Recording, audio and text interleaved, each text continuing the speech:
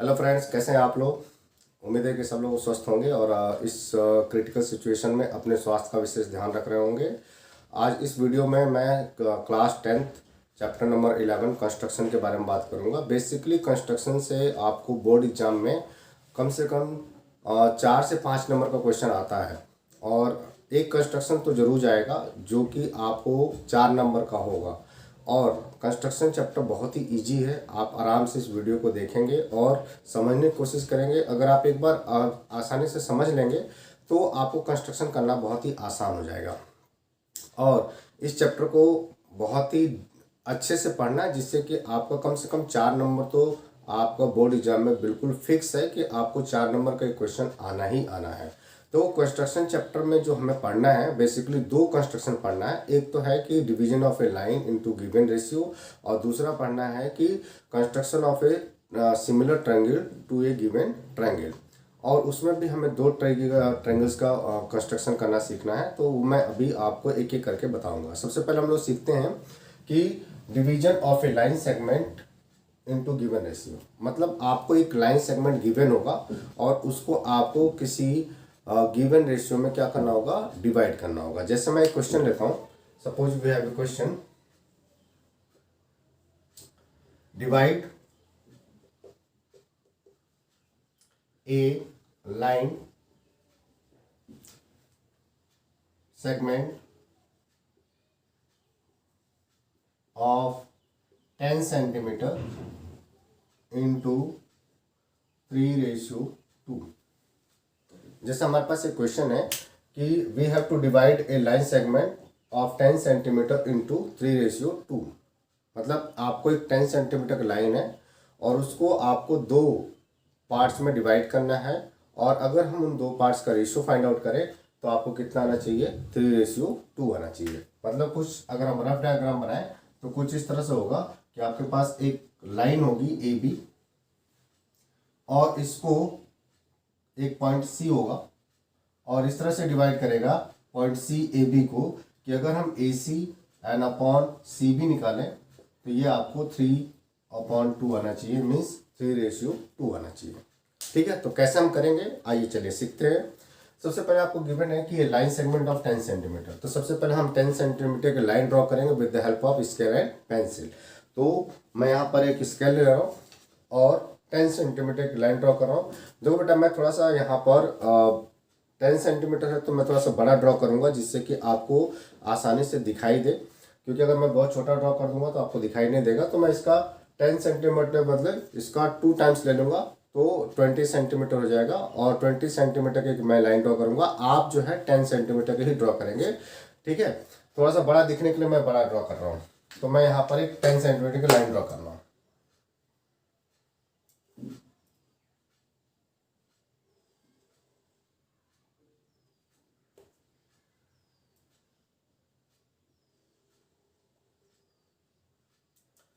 ये मेरे पास एक 10 सेंटीमीटर की लाइन है और इसका हम कोई नाम दे देंगे, जैसे ए और बी।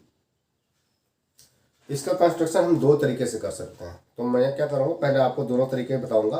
तो पहले मैं पहला तरीका बता रहा हूँ। आपको क्या करना है कि जितने सेंटीमीटर की यहाँ पर लाइन गिवन होगी उतने सेंटीमीटर की पहले आप एक लाइन ड्रॉ करेंगे।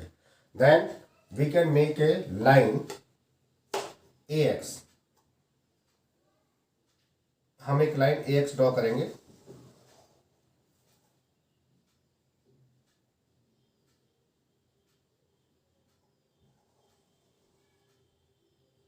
Just like this, AX, which makes acute angle with the given line segment।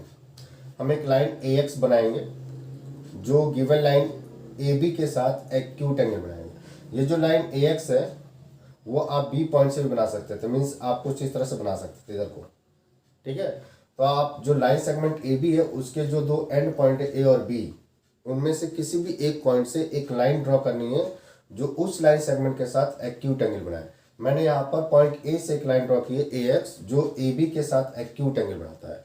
अब आपको क्या करना है कि जो आपको रेशियो गिवन है, रेशियो क्या गिवन है, 3:2 गिवन है। इन दोनों का सम फाइंड करना है। 3 and +2 करेंगे तो कितना आएगा, 5। अब इस सम के बराबर आपको कंपास लेना है और कंपास में पेंसिल लगा के और कोई भी एक छोटा बड़ा आर्क ले सकते हो। जैसे मैंने यहाँ पर देखो, इतना छोटा भी कोई ले सकता है, इतना बड़ा भी ले सकता है, या इतना बड़ा भी ले सकता है अपनी मर्जी के हिसाब से। तो मैंने इतना बड़ा लिया, ठीक है। आप अपने कॉपी के स्पेस और जो आपकी ज़रूरत है उसके अनुसार आप ये आर्क ले सकते हैं। तो मैंने इतना बड़ा लिया है और कंपास के पॉइंट को कहाँ पर रखेंगे, ए पर। और ये जो ए एक्स लाइन है इस पर हम उतने इक्वल पार्ट्स करेंगे जितना कि इन दोनों रेशियो का सम आया है। तो इन दोनों रेशियो का सम कितना आया, 5 आया। तो हम इस पर 5 इक्वल पार्ट्स करेंगे। तो यहाँ पर हो गया फर्स्ट, सेकेंड, थर्ड, फोर्थ और फिफ्थ। ध्यान रखना है कि ये डिस्टेंस चेंज नहीं होगी। जब आप इक्वल पार्ट्स करेंगे तो डिस्टेंस चेंज नहीं होगी। फिर आप इसका कोई नाम लिख सकते हैं। जैसे इस पॉइंट का मैंने नाम लिख दिया, मैं इसको थोड़ा डार्क कर दे रहा हूँ जिससे आपको आसानी से दिखाई दे। A1, A2, A3, A4 and A5, ठीक है। Now we can take a scale. हम स्केल लेंगे and join the last point A5 with the another point of the line segment, that is point B. So we can join A5 to B. हम A5 को B से join कर देंगे scale और pencil की सहायता से, जैसे मैंने यहाँ पर किया, ठीक है। अभी आपका काम पूरा नहीं हुआ। अभी क्या करना है कि अभी देखो, आपको इस लाइन सेगमेंट को डिवाइड करना है किस रेशियो में, 3:2 में। तो आप फिर अब कंपास लेंगे और कंपास लेके कोई भी एक छोटा बड़ा आर्क ले सकते हैं। जैसे मैंने इतना बड़ा ले लिया, ये ले लिया। अब कंपास के पॉइंट को कहाँ पर रखना है, बी पर, और एक आर्क ड्रॉ करना है कुछ इस तरीके से। कंपास के पॉइंट को कहाँ पर रखना है, A5 पर, और आर्क किस तरह से ड्रॉ करना है। और आर्क ड्रॉ करते समय ध्यान रखेंगे कि ये जो आर्क हम ड्रॉ करेंगे वो AX को और BA5 लाइन को कहीं ना कहीं इंटरसेक्ट करे। ऐसा नहीं कि छोटा सा ड्रॉ कर देंगे, ठीक है। ये आर्क इतना बड़ा होना चाहिए कि AX लाइन को और BA5 लाइन को कहीं ना कहीं इंटरसेक्ट करे। फिर आप उस आर्क को चेंज नहीं करेंगे, you can not change that arc. And आपको देखो, पहला जो रेशियो A3 है, तो यहाँ से काउंट करो। तो A1, A2, A3 यहाँ पर रखेंगे कंपास के पॉइंट को। जो पहला रेशियो होगा उसी के पर रखेंगे और एक आर्क फिर आप ऐसे ड्रॉ करेंगे। ध्यान रखना है कि ये दोनों आर्क चेंज नहीं होंगे। देखो अभी भी चेंज नहीं है, देखो सेम आर्क है। मैंने A3 से भी वही आर्क ड्रॉ किया है, सेम आर्क है। अब इस एंगल को मेजर कर लो। इस एंगल को मेजर करना है। तो इस एंगल को मेजर करने का तरीका है कि कंपास के पॉइंट को कहीं पर रख लो, यहाँ पर रख लो या फिर यहाँ पर रख लो। मैंने यहाँ पर रखा और इसको स्ट्रेच कर दे। देखो छोटा पड़ रहा है तो इसको थोड़ा सा स्ट्रेच करेंगे तो यहाँ पर आ जाएगा। देखो स्ट्रेच हो गया। अब इसको हटा लीजिए और ये जो आर्क आपने A3 पॉइंट से ड्रॉ किया है वो देखो AX को इस पॉइंट पर इंटरसेक्ट कर रहा है। तो कंपास के पॉइंट को यहाँ पर रखेंगे और एक आर्क ड्रॉ कर देंगे इस तरीके से, जो पहले वाले आर्क को कहीं ना कहीं इंटरसेक्ट करेगा। अब we can take a pencil and scale और ये जो जहां पे दोनों कट किए हैं उसको A3 से ज्वाइन करते एक लाइन ड्रॉ करेंगे कुछ इस तरीके से। तो जब ये लाइन ड्रॉ करेंगे then this line is parallel to this line. ये एंगल बनाने का मतलब सिर्फ इतना था कि हम A3 पॉइंट से एक लाइन ड्रॉ करेंगे जो BA5 लाइन के क्या होगा, पैरेलल होगा। क्यों पैरेलल होगा, क्योंकि देखो ये एंगल और ये एंगल, ये दोनों करस्पॉन्डिंग एंगल है और करस्पॉन्डिंग एंगल्स अगर इक्वल होते हैं जिसका मतलब then the two lines are parallel to each other. तो अब इस पॉइंट को हम मान लेते हैं कि ये पॉइंट क्या है, आपको C है। तो इस तरीके से आपने ये कंस्ट्रक्शन कर लिया। अब इसमें वेरिफिकेशन के लिए आता है, हाउ कैन वेरीफाई इट। तो वेरिफिकेशन हम कैसे करेंगे, मैं वेरिफिकेशन भी आपको बता दे रहा हूं साइड में। दो बेटा इसमें वेरिफिकेशन के लिए आपको आएगा तब क्या करना है कि आपको लेना है ट्रायंगल ACA3।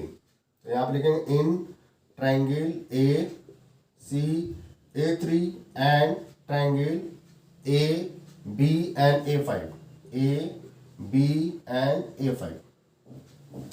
इन दोनों ट्रायंगल में अगर देखें तो एंगल A कॉमन है, means angle A equal to angle A, this is your common angle.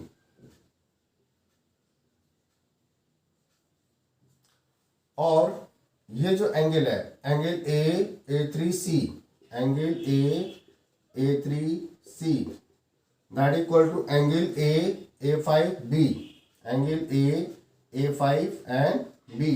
यहां आप लिखेंगे बाय कंस्ट्रक्शन। और अभी मैंने आपको बताया था कि similarity of criteria of two triangles में, तो मैंने आपको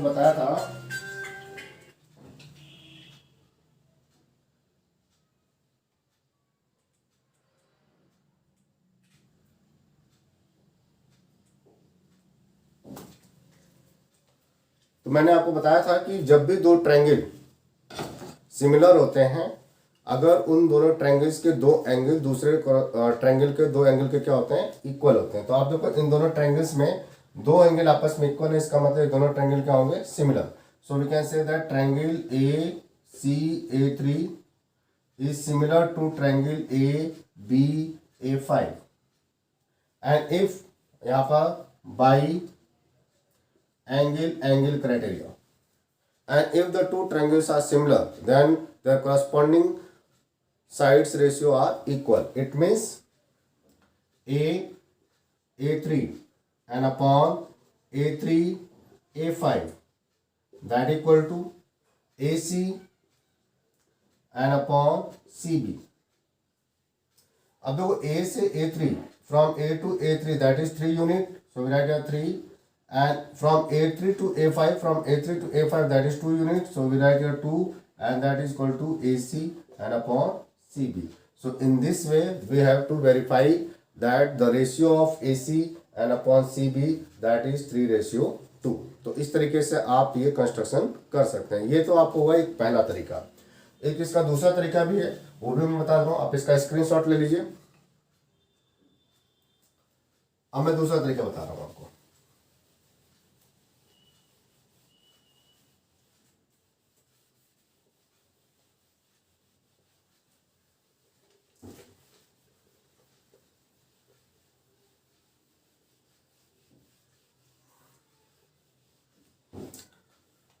दूसरे तरीके में देखो क्या करना है कि we can draw a line of 10 centimetre. मैं फिर आपको थोड़ा सा बड़ा लाइन ड्रॉ कर रहा हूँ जिससे आपको आसानी से दिखाई दे। तो मैंने यहाँ पर एक 10 सेंटीमीटर की लाइन ड्रॉ की। आप 10 सेंटीमीटर ड्रॉ करेंगे, मैं यहाँ पर 20 सेंटीमीटर ड्रॉ कर रहा हूँ। मैं थोड़ा सा डबल ले रहा हूँ जिससे कि आपको स्पष्ट दिखाई दे। यहाँ पर होगा A and this is your B। Now we can make a line AX making an acute angle with line segment AB। हमने यहाँ पे एक लाइन सेगमेंट AX ड्रॉ किया जो AB के साथ एक्यूट एंगल बनाएगा। And again we can draw a line BY making acute angle with the line segment AB। ठीक है, ये ध्यान रखना है कि आपको एक लाइन ड्रॉ करनी है AX, ठीक है, जो AB के साथ एक्यूट एंगल बनाए, और आपको एक लाइन ड्रॉ करनी है BY जो AB के साथ एक्यूट एंगल बनाए। अब आपको लेना है compass. We can take a compass, और बहुत ज़्यादा स्पष्ट करना है तो देखो क्या करेंगे बेटा कि अगर ये लाइन आपको इस लाइन के पैरेलल होनी चाहिए, तो इसके लिए हम क्या करेंगे कि आपको यहाँ पर एक आर्क लाइन ड्रॉ करेंगे इस तरीके से। फिर आप यहाँ पर एक आर्क ड्रॉ करेंगे, फिर आप इस एंगल को मेजर कर लीजिए, ये इतना है। फिर यहाँ से एक आर्क ड्रॉ करिए, तो देखो लगभग में सेम ही आया, ठीक है। तो आप ये जो लाइन ड्रॉ करेंगे वो इस तरह से ड्रॉ करेंगे कि ये एंगल और ये एंगल इक्वल, ठीक।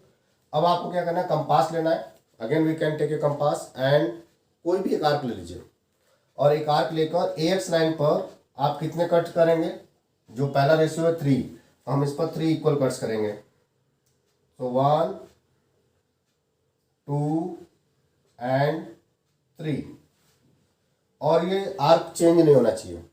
और जो BY लाइन है उस पर भी हम कितने कट्स करेंगे, जो सेकंड रेशियो है, सेकंड रेशियो कितना है 2, तो हम इस पर 2 कट्स करेंगे, 1 एंड 2। ना take a come scale and pencil और इसका कोई नाम लिख दीजिए A1 A2 एंड A3, इसका नाम लिख दीजिए B1 and B2। Now we can join A3 to B2, आप A3 और B2 को ज्वाइन कर दीजिए लाइक दिस। तो जब आप A3 B3 को ज्वाइन करेंगे तो ये इस लाइन सेगमेंट को कहीं ना कहीं कट करेगा, दैट पॉइंट इज C। अब आपको इसमें वेरिफिकेशन करना होगा, तो वेरिफिकेशन करने के लिए आपको फिर इस ट्रायंगल को लेना पड़ेगा A3C। So you can write here in triangle A3C and triangle BC and BC and B2। in these two triangle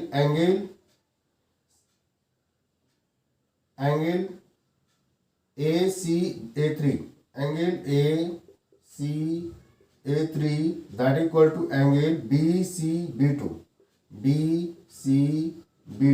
that is vertically opposite angle, and again angle A3AC that equal to angle CBB2 by construction, and you can see that in these two triangles, if the two angles are equal, then we can say that the two triangles are similar to each other. It means triangle A3C is similar to triangle BC and B2 by angle criteria, and if the two angles are similar, triangles are similar, then their corresponding side ratios are equal. It means A3 and upon B2 that equal to AC and upon BC. Now from A to A3 that is 3 unit, so we write a 3, and from B to B2 that is 2 unit equal to AC and upon BC। तो इस तरीके से आप इसको verify कर सकते हैं। एक चीज़ और ध्यान रखनी है आपको, जब भी आपको कंस्ट्रक्शन से रिलेटेड कोई भी क्वेश्चन आपको बोर्ड एग्जाम में आता है तो ये अंडरस्टूड होता है बेटा कि आपको इसमें स्टेप ऑफ कंस्ट्रक्शन लिखना है। स्टेप ऑफ कंस्ट्रक्शन मतलब वो हो गया कि आपने इस जो गिवन क्वेश्चन था उसका आपने कंस्ट्रक्शन कैसे किया, उसको स्टेप बाय स्टेप लिखना है। तो आपको ये नहीं समझना है कि नहीं इसमें स्टेप ऑफ कंस्ट्रक्शन लिखने के लिए नहीं बोला गया तो हम नहीं लिखेंगे। बहुत सारे बच्चे ऐसा क्वेश्चन करते हैं। तो मेरा ये मानना है कि अगर आपको कंस्ट्रक्शन से रिलेटेड कोई भी क्वेश्चन बोर्ड एग्जाम में आता है तो आपको स्टेप ऑफ कंस्ट्रक्शन लिखना कंपलसरी अंडरस्टूड होता है। तो आपने जैसे कंस्ट्रक्शन किया वैसे आपको उसको लिख देना है, ठीक है। उस पर आपको बहुत ज़्यादा नंबर्स नहीं कटते हैं, बस आपको कंस्ट्रक्शन सही होना चाहिए और उसका वेरिफिकेशन अगर पूछा गया है तो वेरिफिकेशन सही होना चाहिए। उम्मीद है कि आपको ये समझ में आया होगा। अब हम नेक्स्ट कंस्ट्रक्शन की तरफ चलते हैं जो बहुत ही इंपॉर्टेंट है और अक्सर उससे एग्जाम में क्वेश्चन पूछे जाते हैं।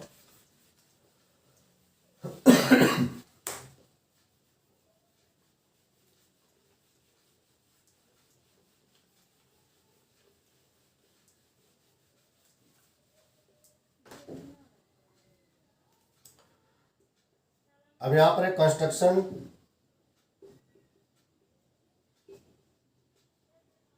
ऑफ ए ट्रायंगल, हमें कंस्ट्रक्शन ऑफ ट्रायंगल करना है, मतलब एक ट्रायंगल का कंस्ट्रक्शन करना है। Construction of a similar triangle, triangle नहीं करते हैं हम उसको सिमिलर ट्रायंगल करते हैं। Construction of a similar triangle.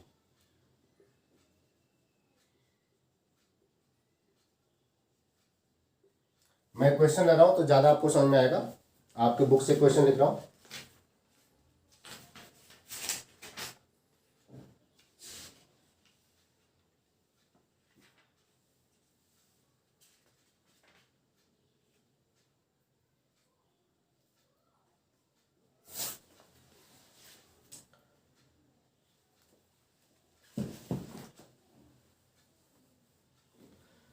Question है construct A triangle of side 4, 5 and 6 centimeter, 4, 5 and 6 centimeter, then a triangle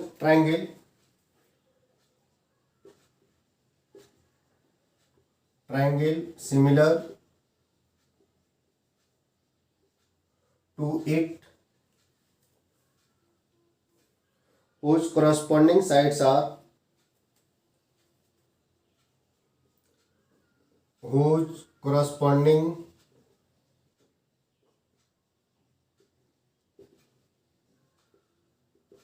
sides are 2/3 of the corresponding side of it. 2/3 of the sides of it. ये आपका question बेटा।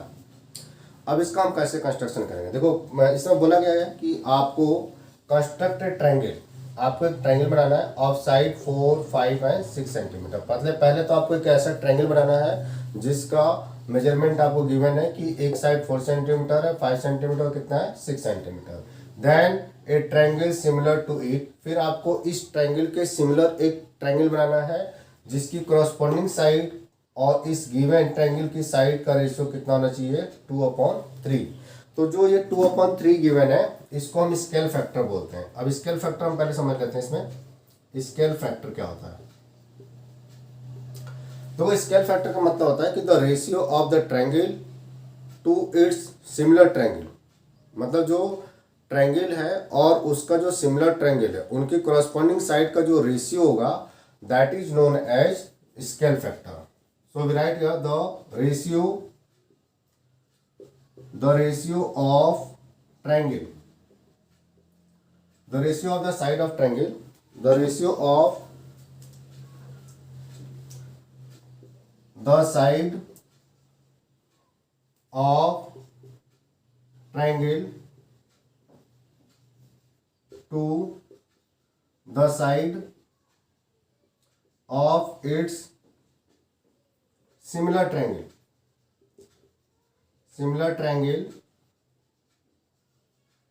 is known as scale factor।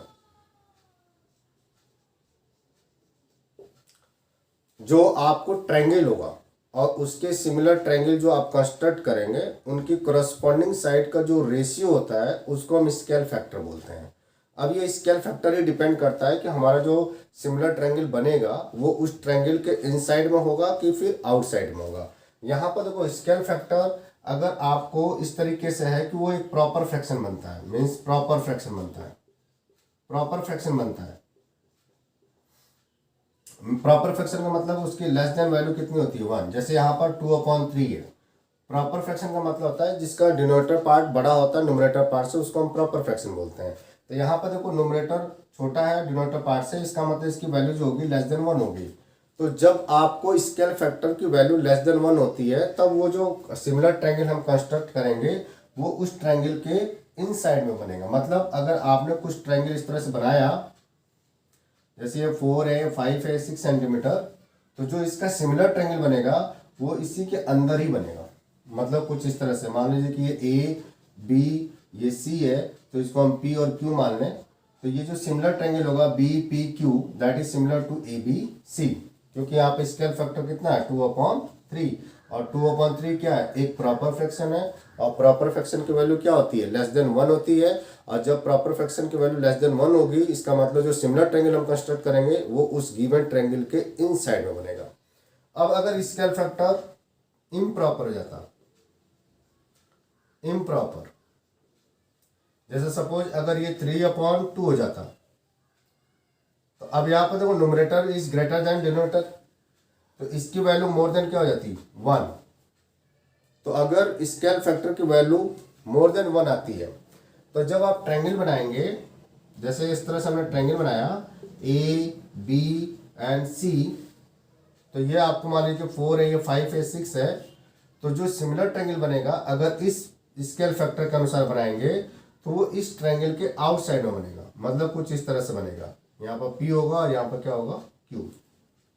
अभी ये सारी चीज़ें आपको समझ में आ जाएंगी जब आप कंस्ट्रक्शन करेंगे। तो अभी मैंने जो क्वेश्चन लिया है स्केल फैक्टर आपको समझ में आ गया होगा। अब जो कंस्ट्रक्शन हमें करना है उसको मैं करता हूँ तो आपको अच्छे से समझ में आ जाएगा। यहाँ पे देखो बेटा, जो स्केल फैक्टर है वो आपको एक प्रॉपर फ्रैक्शन है।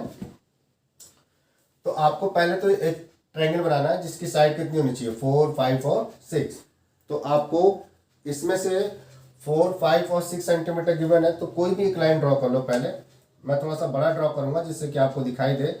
मैं इन सभी लेंथ का डबल ले रहा हूँ, लेकिन आप इसी लेंथ के साथ करिएगा। तो मैं यहाँ पर जैसे 5 सेंटीमीटर है तो मैं यहाँ पर 5 सेंटीमीटर की एक लाइन ड्रॉ कर ले रहा हूँ। मैं डबल ले रहा हूँ इसलिए 10 सेंटीमीटर ड्रॉ करूंगा। तो यहाँ पर मैंने 10 सेंटीमीटर की लाइन ड्रॉ कर लिया। एक रफ डायग्राम बना लेते हैं। यहाँ पर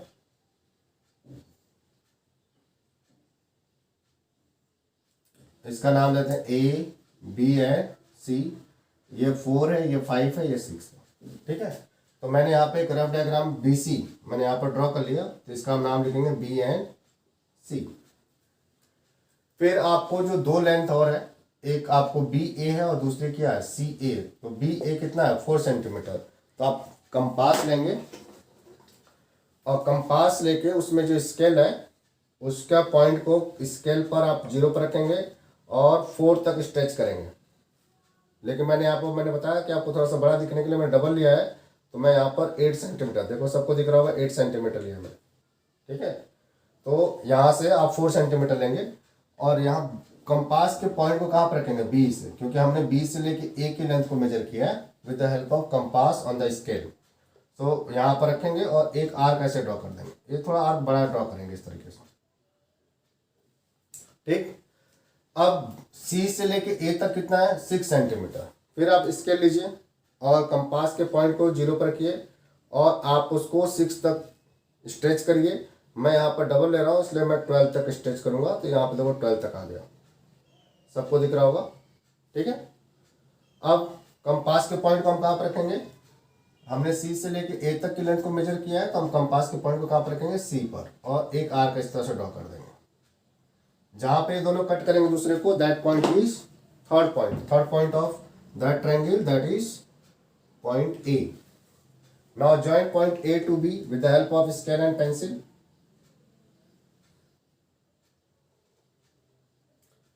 and point A to C।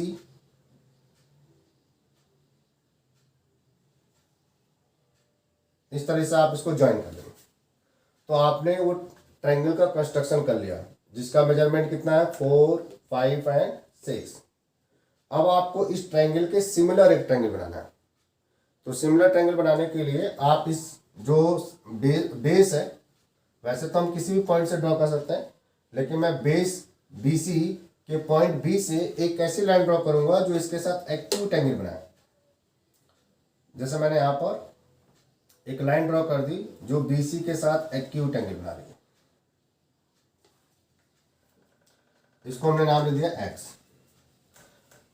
अब आपको जो स्केल फैक्टर है, स्केल फैक्टर आपको गिवन है कि वो 2 कितना है, 3। स्केल फैक्टर में आपको ये है 2/3। तो आपको यहाँ पर थोड़ा सा सावधानी रखनी है। सावधानी क्या रखनी है कि आपको जो स्केल फैक्टर गिवन है उसमें देखना है कि बड़ा नंबर कौन सा है, means which number is greater. तो यहाँ पर देखो 3 इज ग्रेटर देन 2। तो जो हम कंपास लेंगे, कंपास से हम कोई भी एक आर्क ले लेंगे। जैसे यहाँ पर मैंने इतना बड़ा ले लिया और जो BX लाइन है उस पर उतने ही इक्वल कट्स करेंगे जितने कि इन दोनों नंबर में से जो बड़ा होगा। तो इन दोनों नंबर में से जो बड़ा है कौन सा है, 3। तो हम इस पर 3 इक्वल कट्स करेंगे, 1, 2 एंड 3। और इसका हम नाम लिख देंगे।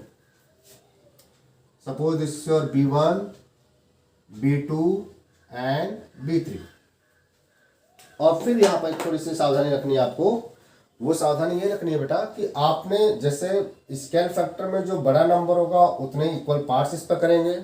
फिर आपको देखना है कि जो स्केल फैक्टर है उसमें डिनोमिनेटर पार्ट क्या है। डिनोमिनेटर पार्ट क्या है 3, यानी कि हम B3 को जो बेस BC है उसके नेक्स्ट पॉइंट से ज्वाइन करेंगे, क्योंकि इसका बेस मीन्स इसका जो डिनोमिनेटर पार्ट है वो 3 है, इसलिए हम B3 को किससे ज्वाइन करेंगे C से। So we can join B3 to C।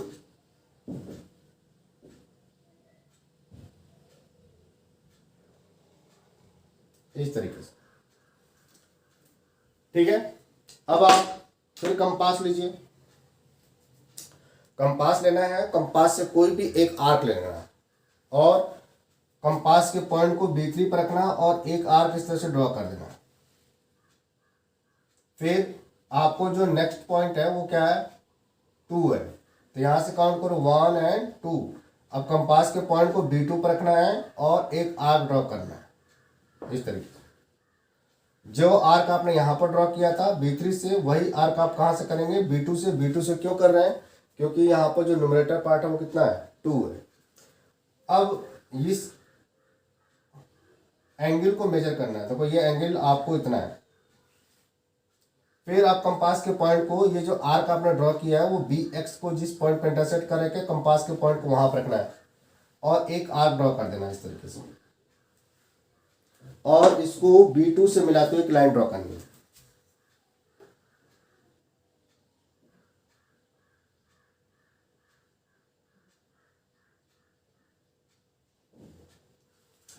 तो ये जो BC है वो उसको कहीं ना कहीं इंटरसेक्ट करेगा और उस पॉइंट को मान लेते हैं कि क्या है C1। लेकिन अभी आपका कंस्ट्रक्शन पूरा नहीं हुआ। अब आपको यहाँ पर फिर कंपास लेना है और कंपास लेके कोई भी एक आर्क ले लीजिए। जैसे मैंने इतना बड़ा आर्क ले लिया और कंपास के पॉइंट को कहाँ पर रखना है C पर और एक आर्क ड्रॉ कर देना है इस तरह से,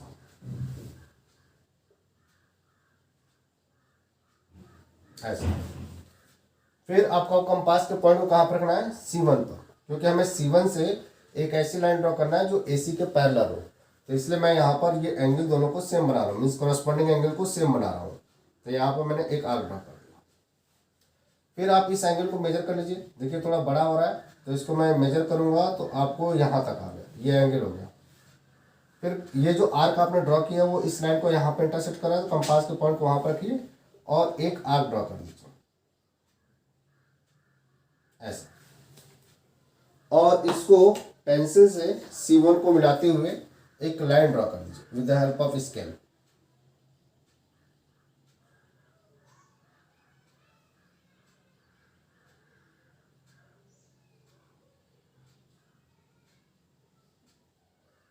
इस तरीके से। तो देखो ये जो लाइन मिली है वो AC के पैरेलल है। अब suppose this point is your B1, then B1 B C1 is similar to A B and C। आप देखो स्केल फैक्टर आपको 2/3 था, इसका मतलब उसकी एक प्रॉपर फ्रैक्शन था, और प्रॉपर फ्रैक्शन में मैंने आपको बताया था कि अगर स्केल फैक्टर एक प्रॉपर फ्रैक्शन है तो जो सिमिलर ट्रायंगल बनेगा वो उस गिवन ट्रायंगल के इनसाइड में बनेगा, ठीक है। तो अब आपको इसको वेरीफाई करना होगा कि इनकी कॉरस्पॉन्डिंग साइड का रेशियो कितना होगा 2/3। तो हम कैसे वेरीफाई करेंगे उसके लिए मैं आप बता रहा हूँ, आप ध्यान से देखिए। We can take these two triangles BC1 B1.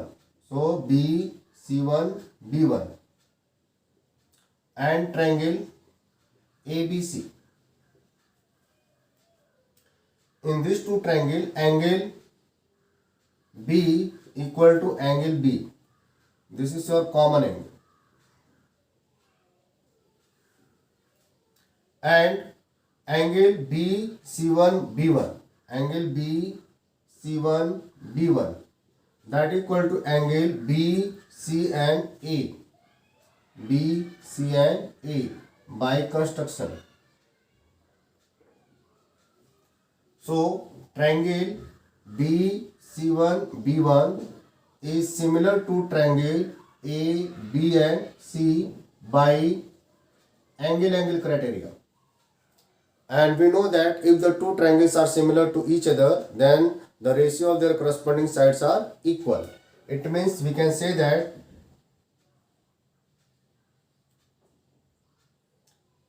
is BC C1 and upon C1C that equal to B1 and upon AB1 that equal to B1C1 and upon AC. But from B to C1 that is your 2 unit, and from B to C, sorry यहाँ हम BC लिखेंगे,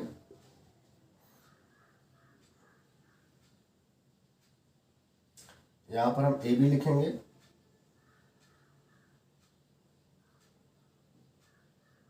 और ये ठीक. Now from B to C1 that is your 2 unit. So this is your 2, and from B to B3 means that is your BC, that is your 3 unit, and that is B1 and upon AB that is equal to B1 C1 and upon AC. So in this way we have to verify that the ratio of their corresponding sides are 2:3. Construction करते समय बेटा आपको क्या ध्यान रखना वो मैंने आपको बताया है कि सबसे पहले आपको गिवन लेंथ का आपको एक ट्रायंगल बनाना है, जैसे मैंने आपको बनाया है. फिर आपको क्या करना है कि जो साइड बेस है उसके किसी भी एक पॉइंट से आप एक लाइन ड्रॉ करेंगे जो इसके साथ आपको एक एक्यूट एंगल बनाएगा. तीसरी बात आपको क्या ध्यान रखनी है कि जो आपको स्केल फैक्टर है उसमें से जो बड़ा नंबर होगा उतने इक्वल पार्ट्स इस पर करेंगे. इसमें से देखो 2 और 3 में बड़ा नंबर कौन सा है 3, तो मैंने यहाँ पर 3 इक्वल पार्ट्स किए B1 B2 और B3. फिर आपको जो स्केल फैक्टर है उसमें जो डिनोटर पार्ट है वो है 3, तो हम B3 को किससे ज्वाइन करेंगे next point of the base that is C से. फिर आपको जो 2 है ऊपर वाला नंबर है तो हम B3 C के पैरेलल एक लाइन ड्रॉ करेंगे कहाँ से B2 से. फिर हम AC के पैरेलल एक लाइन ड्रॉ करेंगे कहाँ से C1 से, जो मैंने प्रोसेस बताया. और उसके बाद आपको ट्रायंगल मिल जाएगा और उन दोनों ट्रायंगल को आपने यहाँ पर सिमिलर प्रूफ किया और फिर आपको शो करना है कि उनके करस्पॉन्डिंग साइड का रेशियो कितना होगा 2 और 3. तो इस तरीके से आप इस ट्रायंगल का कंस्ट्रक्शन कर सकते हैं. अब इसमें थोड़ा सा मैं स्केल फैक्टर को अगर चेंज कर देता हूँ, सपोज क्वेश्चन यही हो और स्केल फैक्टर चेंज हो जाए, जैसे स्केल फैक्टर 2/3 के बदले में 4/3 हो जाए. Now scale factor is 4/3. This is more than 1. अब जो स्केल फैक्टर है वो 4/3 है. Now 4/3 is a improper fraction, and improper fraction की वैल्यू जो होती है वो मोर देन क्या होती है 1 होती है. तो अब ऐसे ट्रायंगल का हम लोग कंस्ट्रक्शन कैसे करेंगे, तो देखो आपको एक रफ डायग्राम बनाना है. तो आपने रफ डायग्राम बनाया कि we have a triangle here ABC. Now this is your 4, 5 and 6. जो स्केल फैक्टर है वो 4/3 है, इसका मतलब इसकी वैल्यू जो है मोर देन 1 है. तो जो आपको सिमिलर ट्रायंगल मिलेगा उसके इसके आउटसाइड में मिलेगा. तो अब हम कैसे ड्रॉ करेंगे वो मैं बता रहा हूँ, आपको स्टेप बाय स्टेप करना है. आप यहाँ पर फिर जो गिवन लेंथ है जो मेजरमेंट है पहले हम इस ट्रायंगल का कंस्ट्रक्शन करेंगे. तो मैं यहाँ पर एक 5 सेंटीमीटर की लाइन ड्रॉ करूँगा, थोड़ा सा बड़ा दिखने के लिए मैं इसको थोड़ा सा बड़ा बनाऊँगा. तो मैं यहाँ पर इसका डबल लेंथ ले रहा हूँ तो 10 सेंटीमीटर ले लिया मैंने. आप 5 पर ही लेके करेंगे. Suppose this is your BC. Same process करेंगे. आपको क्या करना है कि आप एक लाइन ड्रॉ करेंगे जो BC के साथ एक्यूट एंगल बनाए. So I can draw a line here. This is your X, BX which make acute angle with line segment BC. Now again we can take a compass. हम एक compass लेंगे और एक कोई भी सर्टेन आर्क ले लेंगे, जैसे हमने यहाँ पे एक आर्क ले लिया. एंड इसमें देखो जो स्केल फैक्टर है 4/3 है. Now in this scale factor that is 4/3, which number is greater 4. 4 is greater than 3. So we can make 4 equal parts on the line BX. तो हम BX पर 4 equal parts करेंगे. 1, 2, 3 and 4. Now name it. That is B1, B2, B3 and B4। Now थोड़ा सा construction यहाँ से change होगा। आपको क्या मैंने जो बताया है आपको बस उस बातों को ध्यान रखना है। एक तो आपको जो BX पर हम जितने इक्वल पार्ट्स जो करेंगे वो उतने इक्वल पार्ट्स करेंगे, जो स्केल फैक्टर आपको गिवन है उसमें से जो बड़ा नंबर होगा उतने इक्वल पार्ट्स हम करेंगे। एक चीज़ तो ये ध्यान रखनी है। दूसरा कि हम किस पॉइंट को C से ज्वाइन करें। यहाँ पर बच्चे बहुत सारे कंफ्यूज होते हैं, तो मैं आपको कंफ्यूजन दूर करता हूँ। आपको जो डिनोटर पार्ट होगा स्केल फैक्टर में, जो डिनोटर पार्ट होगा उसी पॉइंट को आपको इस BC लाइन के नेक्स्ट पॉइंट से ज्वाइन करना है। यहाँ पर देखो स्केल फैक्टर में जो 3 है, डिनोटर पार्ट में क्या है 3 है, तो यहाँ पर हम B3 को किससे ज्वाइन करेंगे C से। यहाँ पर B4 को नहीं करेंगे, B3 को किससे करेंगे C से, क्योंकि यहाँ पर डिनोटर पार्ट में क्या है 3 है। तो यहाँ पर हम B3 को ज्वाइन करेंगे C से with the help of compass, sorry with the help of scale and pencil, जैसे मैंने यहाँ पर ज्वाइन कर। ना अगेन टेक ए कंपास, फिर हम कंपास लेंगे और कंपास लेके कोई भी एक आर्क ले लीजिए आप, सर्टेन आर्क ले लीजिए। मैंने यहाँ पे इतना बड़ा ले लिया। Now take an arc and draw arc from point B3, जैसे मैंने यहाँ पर B3 से आर्क ड्रॉ कर दिया।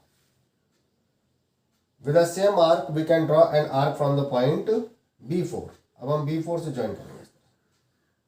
मेजर दिस एंगल, इस एंगल को आप मेजर कर लीजिए, देखो इतना बड़ा ही है।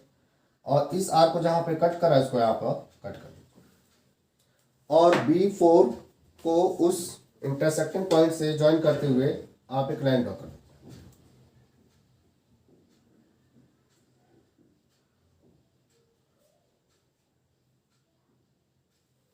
देखो ये इस लाइन को कहीं पर आगे एक्सटेंड करने पर कट करेगा, तो मैं इस लाइन को थोड़ा सा एक्सटेंड कर दे रहा हूं।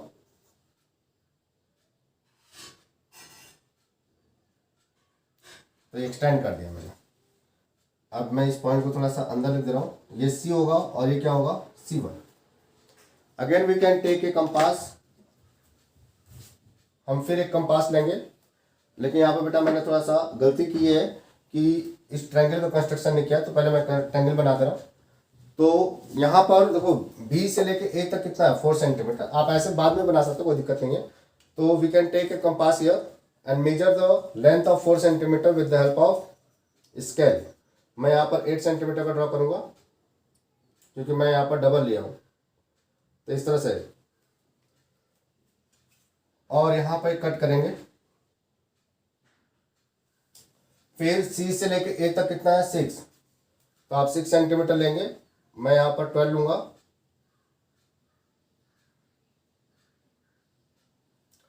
और पॉइंट C से पहले मुझे ट्रायंगल बना लेना चाहिए था, लेकिन मैं थोड़ा सा दिमाग से उतर गया था।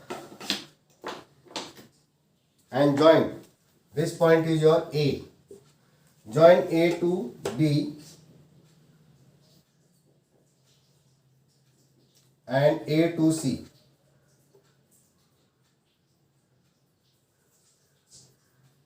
तो ये आपको ट्रायंगल बना हुआ है, ठीक है। अब हम कंपास लेंगे और कंपास लेके एक आर्क ड्रॉ करेंगे। किस पॉइंट से C से, इस तरीके से। और सेम आर्क से हम फिर एक आर्क ड्रॉ करेंगे। किस पॉइंट से C1 से, इस तरीके से। फिर कंपास की हेल्प से इस एंगल को हम मेजर कर लेंगे। देखो थोड़ा बड़ा हो रहा है तो इसको मैं स्ट्रेच करूंगा। अभी आ गया, ये मेजर हो गया। और फिर ये जो आर्क है यहाँ पर कट कर रहा है, तो मैं यहाँ पर रखूंगा और एक आर्क ड्रॉ कर दूंगा इस तरीके से। Now join this intersecting point with C1 and draw a line which is parallel to AC।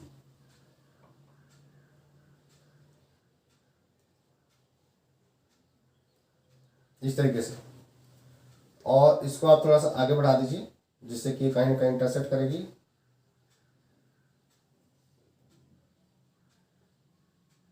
ये भी थोड़ी लाइन टेढ़ी मैंने सही ज्वाइन नहीं किया है।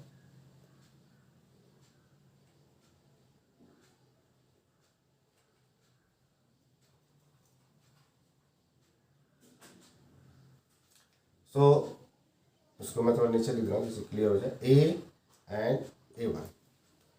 So A1 B C1 is similar to A B and C.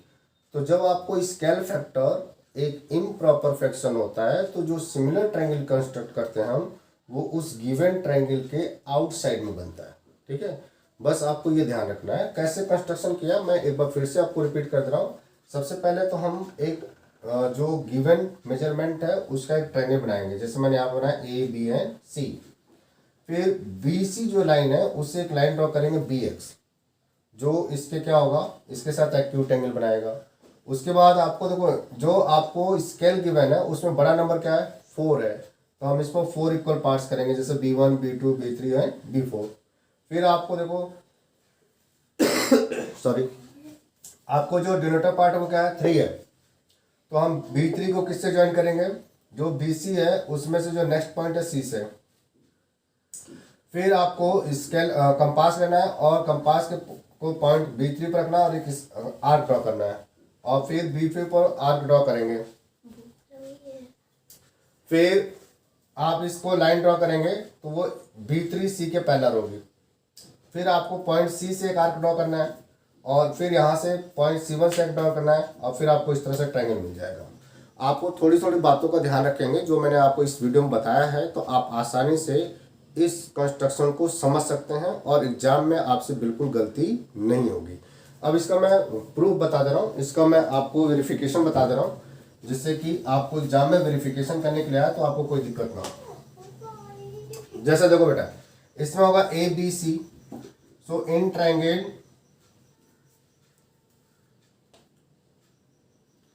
ABC and triangle A1BC1,